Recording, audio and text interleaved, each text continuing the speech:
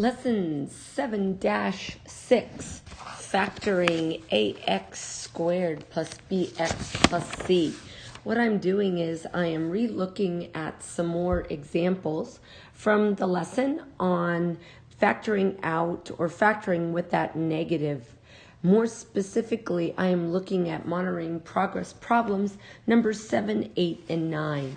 So in these examples, I want to, again, really stress that you can approach these problems two different ways. But in my examples that I'm going to be doing for 7, 8, and 9, I am actually going to be factoring out the -1. So this is what it looks like.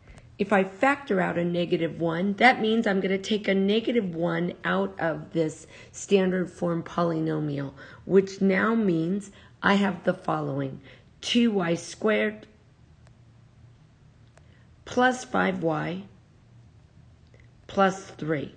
And I'm going to notice that inside my standard form polynomial, I have now positive numbers, which is what I like to see. So now, continuing, I'm going to go ahead and draw my rectangle, as I always do. And again, the way I do it, I always put the squared term in the lower left-hand corner. So I have 2y squared. And in the upper right-hand corner, I'm going to put the value of positive 3. Now I'm going to draw my diamond.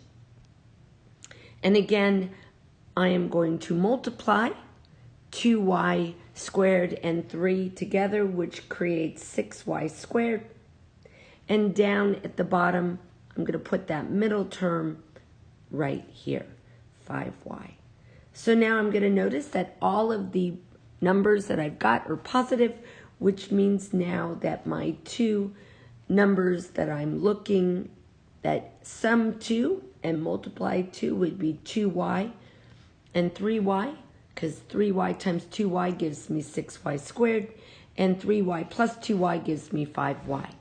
I'm now going to go ahead and place those numbers into my rectangle accordingly. I'm going to put 3y in the upper left-hand corner, and I'm going to put 2y in the lower right-hand corner.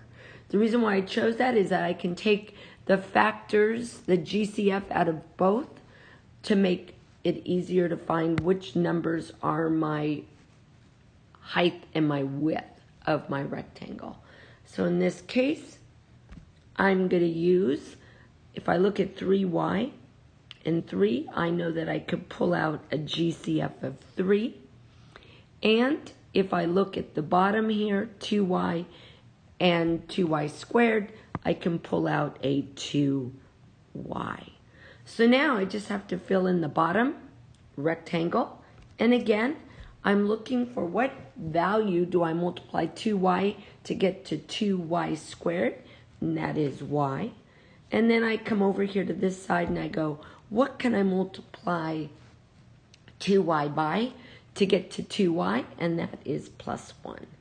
So now I have my factors. I can't forget that when I write my factors, I need to put in that -1 out in front, which means now that I'm going to write negative 3 plus 2y times y plus 1. And you're going to probably wonder, why did I go 3 plus 2y? I need to tighten that up, fix that up. So this is what I'm going to write as my final answer, is I'm actually going to start with y plus 1. And I'm going to multiply that, make sure I have my negative out in front. And I'm going to write 2y plus 3. And that is indeed equal to negative 2y squared minus 5y minus 3. And the reason why I rewrote that is I always like my coefficients, and I go from least to greatest. So again, that negative is important. And I just rewrote my factors, and then I put it equal to. So moving on to the next problem, number 8. I'm going to do the exact same thing. I'm going to pull out that -1. So when I do that, I've got negative, and then I'm going to write 5m squared. Pulling out the negative makes that -6m, and adding 1. Now I'm going to go ahead and I'm going to draw my rectangle and place my values accordingly, the way I've done in all my other rectangles. 5m squared, lower left-hand corner, I'm going to put a 1 up here, draw my diamond. I'm going to say 5m squared at the top. What goes at the bottom? I'm going to put my -6m.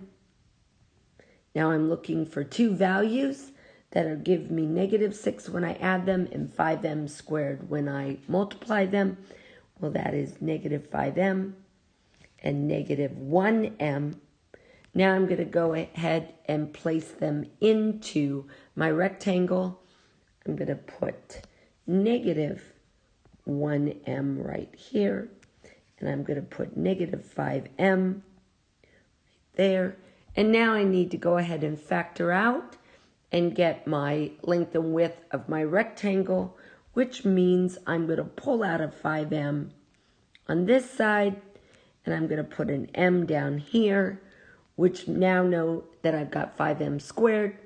Now I'm going to ask myself, what do I multiply m by to get to -1m, and that is -1. And now it's just a matter of filling in the rest. So this is -1. So my two factors are as follows.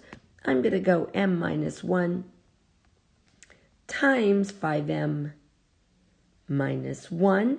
And I'm not going to forget to put that negative because this needs to stay. And that is equal to -5m squared plus 6m minus 1. So looking ahead and doing number 9, if you'd like to challenge yourself, go ahead and turn off the video at this point and try it on your own. And if not, I'm going to walk through it again.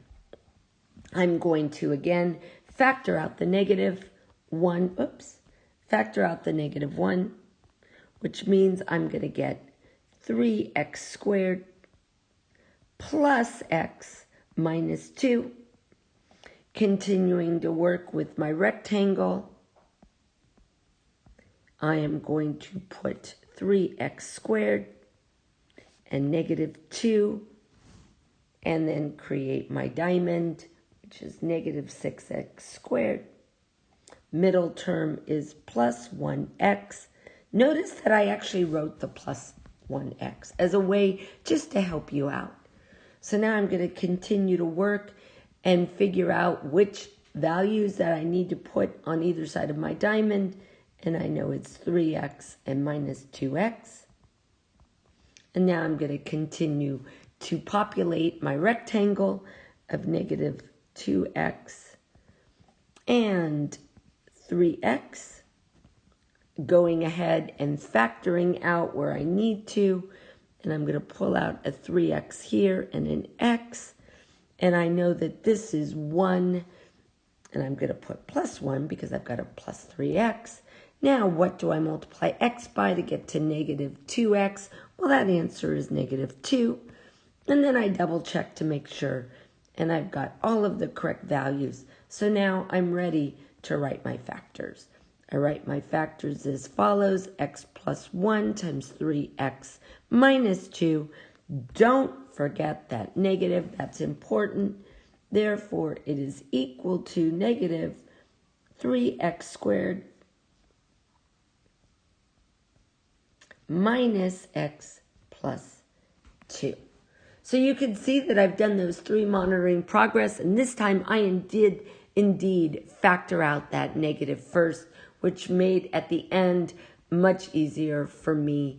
The only thing that I need to remember to do, and this is going to be important, is that you need to remember to put in that negative. That is what you factored out at the beginning.